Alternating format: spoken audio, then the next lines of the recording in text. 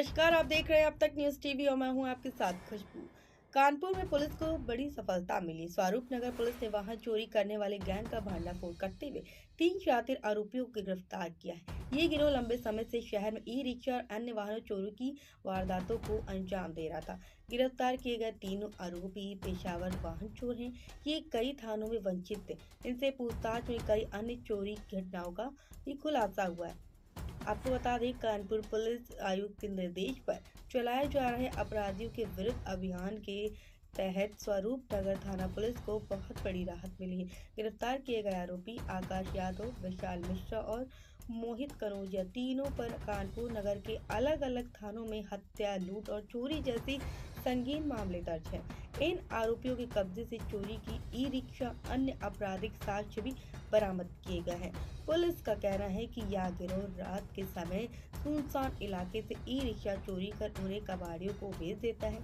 आइए आपको सुनाते हैं डीसीपी श्रवण कुमार ने क्या कुछ कहा है। देखिए, जो ये पकड़े गए हैं इसमें 3 एक्यूज हैं और बड़े शातिर हैं, मुकदमे भी उनके लगा हैं।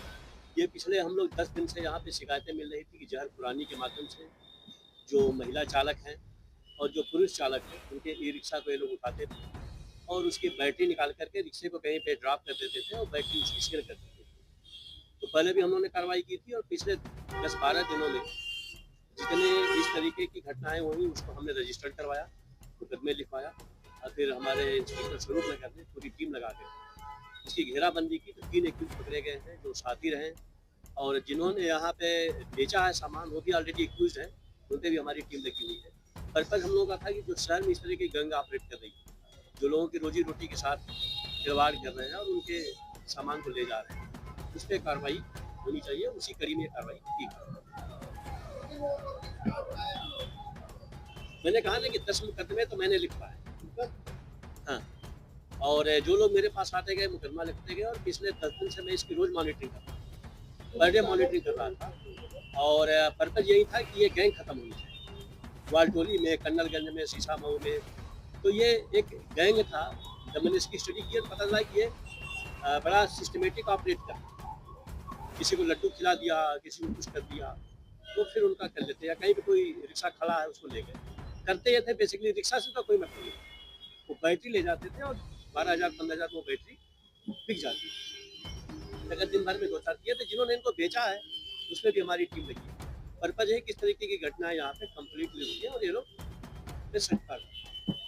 ठीक है। हम गैंगस्टर भी लगाएंगे, आगे कार्रवाई करेंगे।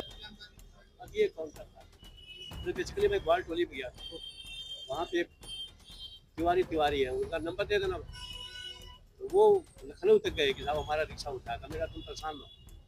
हमने कहा जितने मुकदमे हैं, 10 दिन से घेराबंदी करके जितने थे हमने लिखा और सबकी 2 बार मैंने इसमें मीटिंग की, ऑफिस में ये लोग भी आए थे सब। फाइनली इंस्पेक्टर स्वरूप नगर लगे, इनकी टीम लगी और इन्होंने